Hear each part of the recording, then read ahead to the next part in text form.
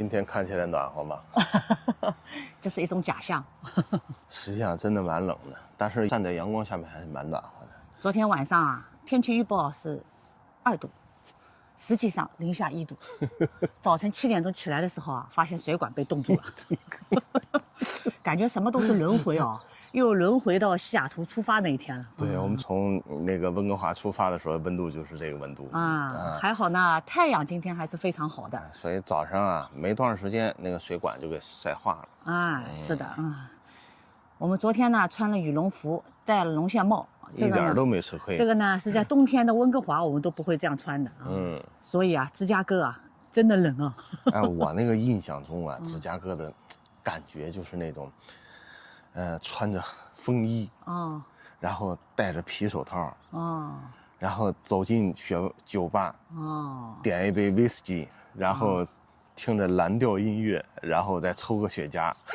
不是的，我印象芝加哥是这样。我对芝加哥的印象是《小鬼当家》里圣诞节的印象，哇，可漂亮了。你那个是屋里的印象那他这个《小鬼当家》用的这个房子啊，这个小镇上也都是圣诞布置。反正我当时对芝加哥就是觉得，哦呦，好美啊！那肯定不是芝加哥市区里。对，是的。但是他所在的这个房子的这个小镇是伊利诺伊比较富裕的一个地方，在全美也能算是比较好的一个镇。我感觉芝加哥的这个贫富差距也是蛮大的，就是稍微郊区一点啊，比起市区里要差很多。但是市区里这个感觉确实是顶流市区呢还是单身汉啊、白领啊、打工呢住的比较多。这可未必芝加哥的市区可未必，跟纽约一样，那有钱人住的地方，每个月掏这么贵的这个房产税，可能是单身汉吗？打工的吗？精灵。对呀，所以他得挣得足这个钱，付得起这个税好，今天呢是我们环美旅行的第100天，100天，不容易凯文，今天我们会去哪里啊？找点空旷的地方，再欣赏一下城市风光。好的。我觉得这个芝加哥这个天际线呀，城市风光，高楼大厦呀，真的有城市味儿真的有城市味儿。没错。出发。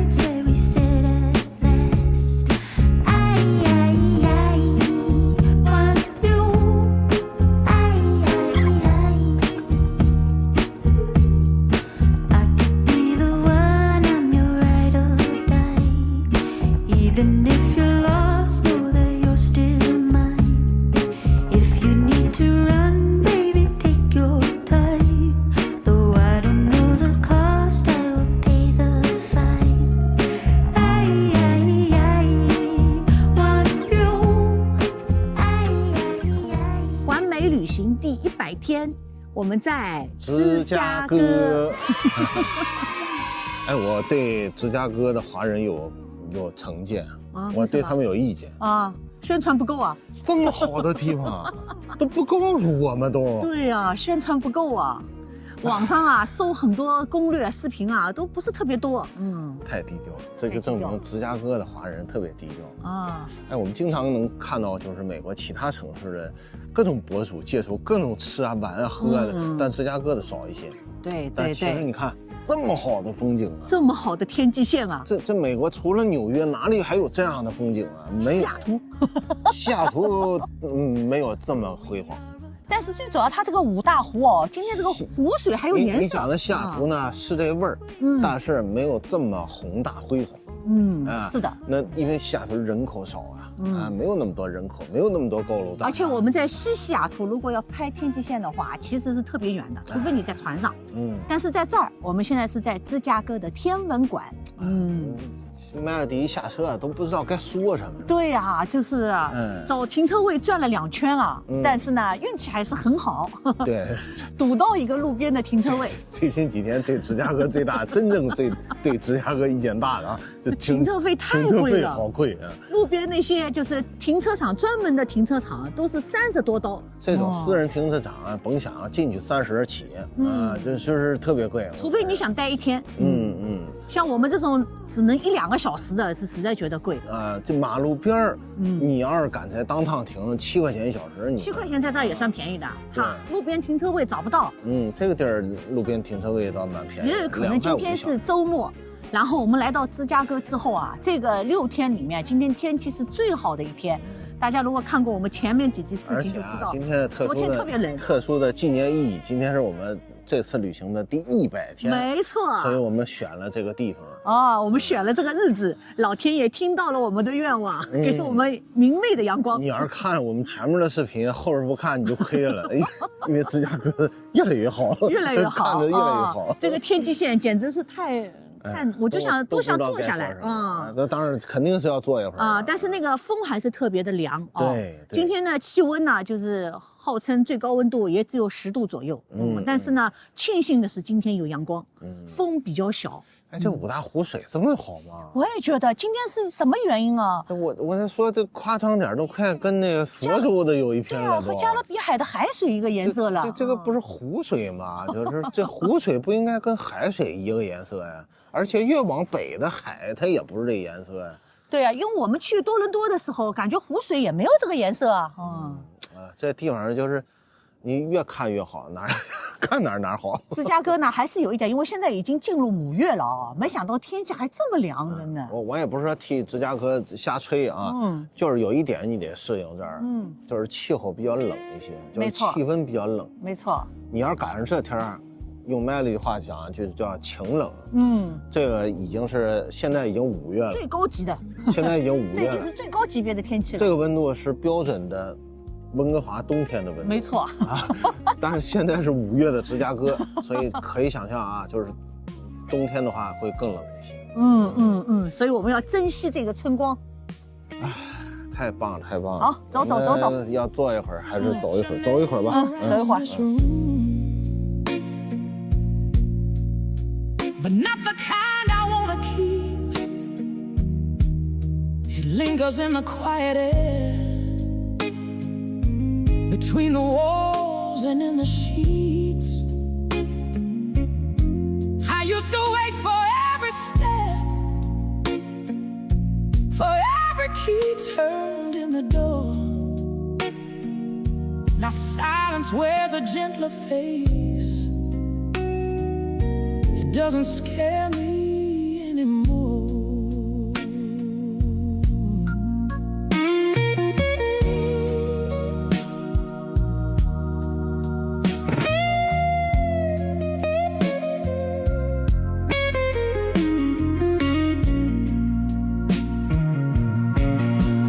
I won't cry for you, not the way I used to do. There's no storm. 又来到一个天际线的地方，换了一个角。但是这个角度呢，在这个时间段应该是比较逆光的啊。对，看起来不会有那个刚才去的那个地方啊显得更通透一些。这个下面这个石头的那个砌成的圆弧的这条跑道啊，还是非常好的。这个还是一些电影的取景地哦，真的。但是电影我觉得没有这地方这么出名，因为这地方看天际线真的很漂亮啊。是的，远处那个摩天轮啊，就是那个海军码头。我们昨天的那个晚饭就在那儿吃的。但是因为太匆忙也没有拍。就是风稍微大了点儿。是的，冻得鼻涕勒瑟的。你看我就是戴了个帽子，刚才我觉得就吹得不行了所以把我的杀手锏又拿出来了。这个芝加哥是真有城市感觉呀。我们连着3天啊，就是进入芝加哥，这也是我们城市游中频率比较高的一次。一般呢，我们住在营地这种山清水绿的地方，我们最多进城1到2次啊。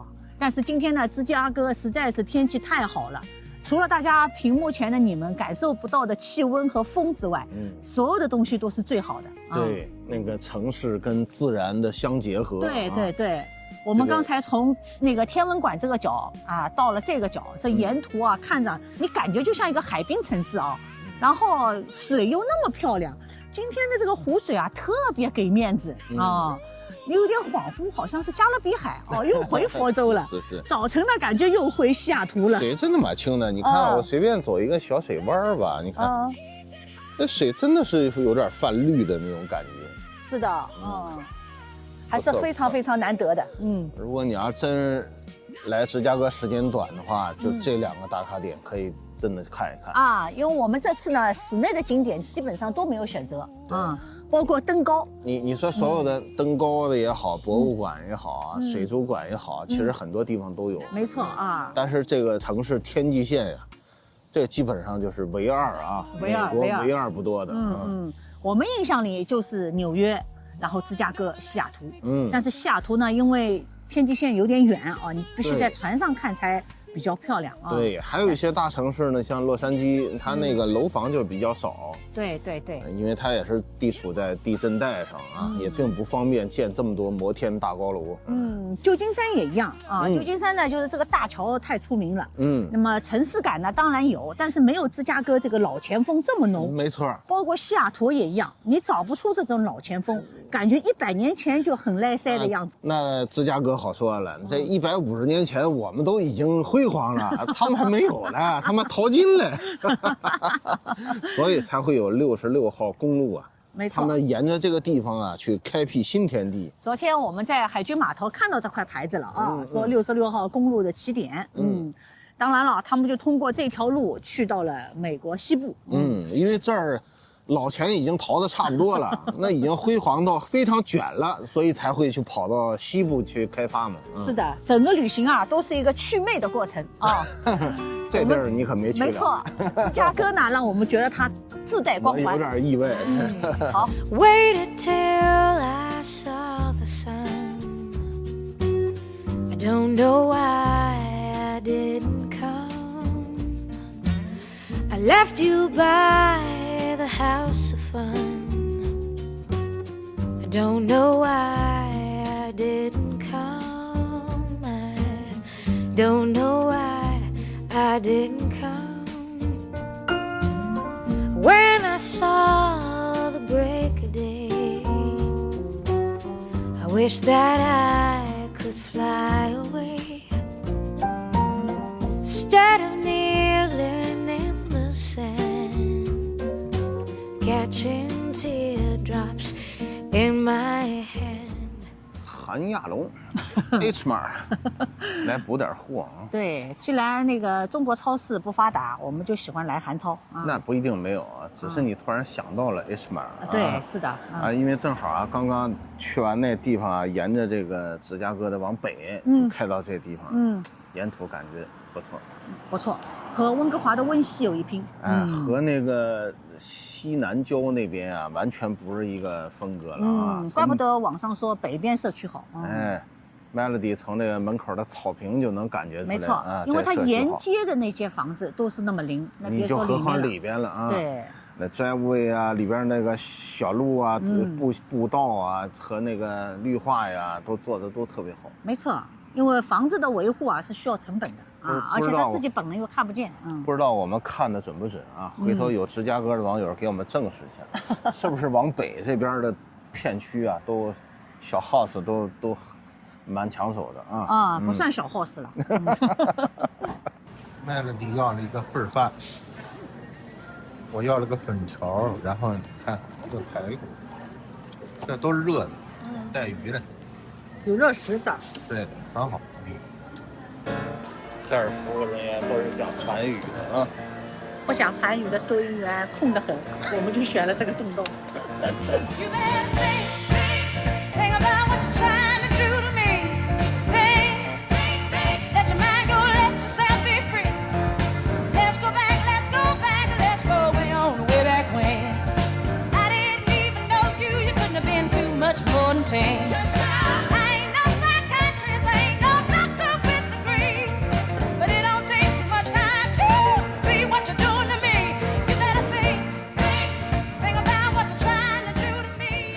又下雨了，又下雨了，温度呢稍微回升了一点，但是又是风又是雨。你看，我又穿上了我的羽绒服。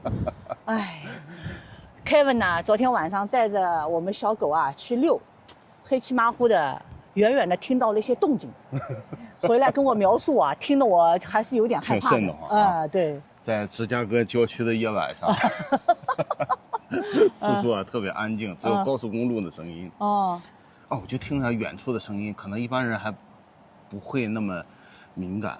因为我也没事玩游戏，就听那个枪声。哦，啪啪啪，哦，啪啪啪，就这种枪声。一听就是那种，至少是自动步枪。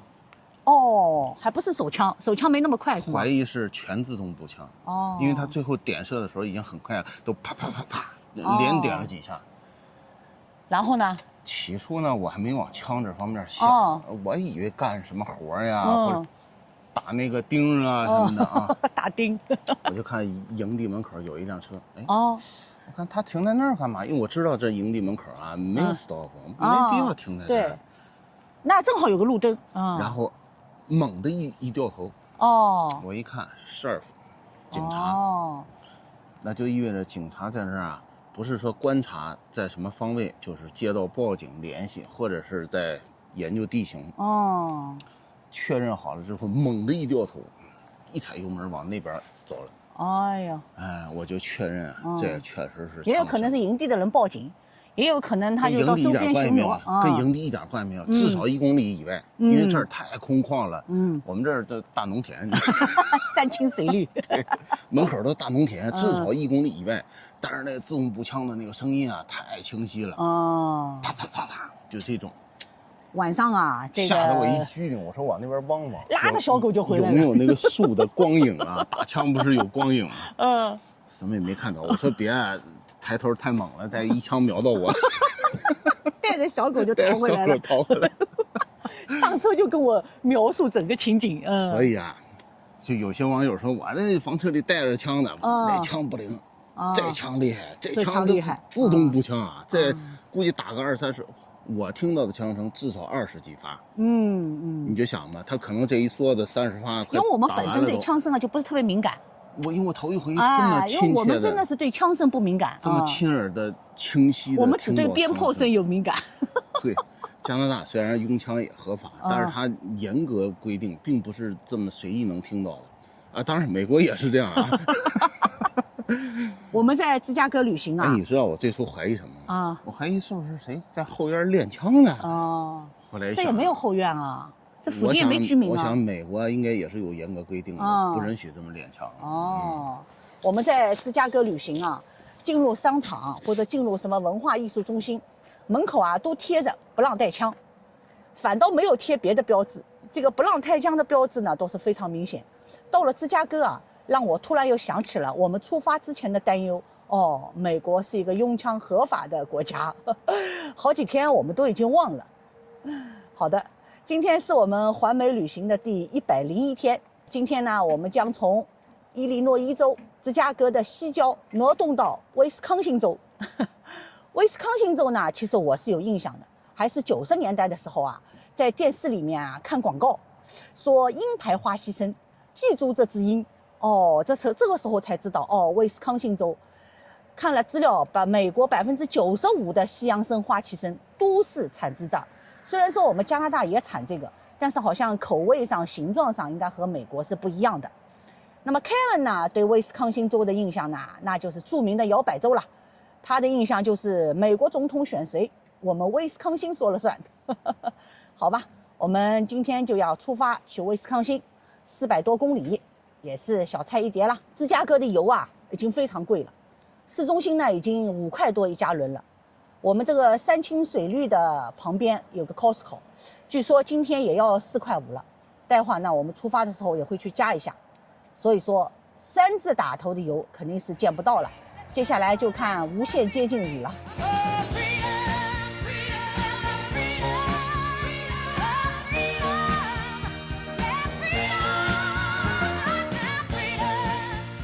我们已经进入了威斯康星州。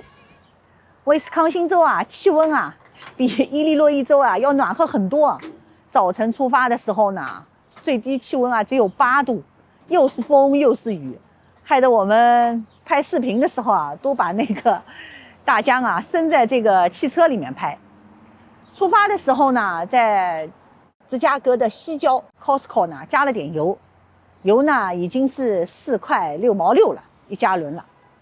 到了威斯康星州呢，感觉油价也没有什么太大便宜，啊，4块51加仑。似乎接下来的油价呢也是不是特别容易乐观的。今天出发的时候呢，我还是说错了啊，今天我们呢车型是330公里，我们环美旅行的第101天。那么为什么现在又进 Love's 了呢？其实呢油呢并不是特别需要加的。但是我们呢，两个呢对 Propane 呢已经用了1个月呢，感到有点不安心，因为天太冷了，感觉一旦煤气没有的话呢，会非常焦虑。所以呢，我们决定还是把这个 Propane 来加了。价格呢一如既往的3块9毛9。现在呢，我们已经进入了就是美国啊人迹更加稀少的一个地区。其实我感觉我们一直在人不是特别多的地方。但是 Kevin 跟我讲，接下来呢更加呢人迹罕至，看看吧。威斯康星州呢，我们的印象也比较不是特别深。进入威斯康星呢，我们也会居住1个星期。Kevin 呢，就是通过这样的盒子，把工作人员给叫来，也不用进去，特别方便。那待会儿得进去。待会儿进去是付钱。好，开始走资了。这就是我们在 Love's 加油站加的 Propane。我们现在的位置呢是在美国90号洲际高速上啊，在那个威斯康星州的境内。你看 Love's 这个加油站，它有非常好的便利店，也有快餐厅。这个地方呢也是卡车司机的最爱。最好的这儿呢，其实还有狗公园，你看到前面呢。非常好的一个狗公园，这个是有RV Park， 那些都是他们的那个营位。对，远处的那些呢空置的啊，现在还没有房车在上面。其实呢，这就是营位。其实我们发现已经有好多那个加油站有那个营位了啊。从 App 上能看得到哪个和哪个。对对对。交完钱回来了。对，威斯康星的这个税还是蛮低的哦。你看，28块3毛3，一共是7.1加仑，7点加仑。老是要倒成这个计量单位，3块9毛9乘以7.1，28块3毛3。这儿州税很便宜，一共才1块5毛6。加一块是29块8毛9。对，肯定比芝加哥要低很多。我们发现，在芝加哥的税也是要10%左右啊，对，税也是比较高的。芝加哥是税比较高的。对，威斯康星明显就是价格就低很多，税也低。那有可能它是靠花旗参啊。对，但我一直很好奇就是这个 Propane 啊，这个 Love's 是怎么做到的？一直从亚特兰大那边一直到这里，全都是统一一个价。然后我还查了一下，一直到那个华盛顿那边还都是什么3块9毛9。这为什么汽油做不到这个？可是这 Propane 能做到这个。Propane 这个东西，第一呢，需求的人不是特别多，竞争呢也不是特别激烈。基本上呢，它就是属于一个配套服务，就好像 Costco 啊卖给你热狗一样的，它也就是永远几十年了，一直一个价。它作为一种服务提供给你啊。对，我们遛遛小狗，顺便看看 Love's 的营位。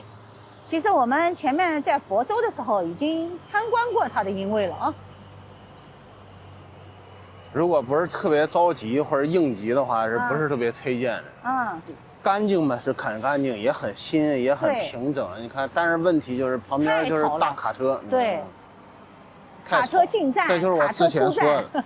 你看这卡车来来往往也没有一个私密空间。对，我在想，是不是卡车司机从这儿也可以穿过去上厕所呀？那当然了但是这个你看，它这个营位和营位之间草还是非常茂盛修剪的也很好。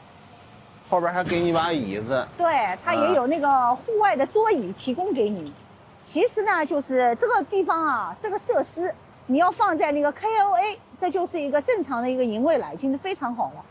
但是呢，放在加油站，你看这个 KOA 就是比较吵的就是离开马路了，然后旁边没有大卡车，然后给你怎么讲呢？给你放在一个隐蔽一点的空间，对样子嘛就都一样的，没毛病，没错，就是潮。1、2、3、4、5，一共5个营位。它也说是现在已经刚刚开放。当然啊，是给需要的人，其实我觉得是非常好的。正好是走过路过的话，在这儿停一晚，它呢应该也是全连接的。你看这个设施还挺好，它那个电、水、下水都非常好。旁边呢就有狗公园，我们就把车现在换到这个靠边的地方这样停着，也不影响这个加油站的车进进出出。开完还是比较讲究的没有继续停在那个灌 Perpin 的那个地方。灌 Perpin 的地方在那儿他觉得呢挡着交通，然后呢他挪了一下，挪到了这儿。小狗遛好了，我们小狗也是跟着我们房车旅行101天了。作为一个11岁的比熊，不容易了。我们2个中年人带着一个老年的小狗，也是顺利的已经进入到了101天马上呢，我们回温哥华的日子也要进行倒计时了，希望接下来的日子也是顺利。我们后面还有重要的点儿都没去嘞。那比起前面漫长的旅程，接下来的旅程就是属于比较短暂了。而且我还蛮期待的嘞。凯文也是定了一些隐秘的公园也跟我吹嘘了很多。真正到底怎么样，我们视频见了。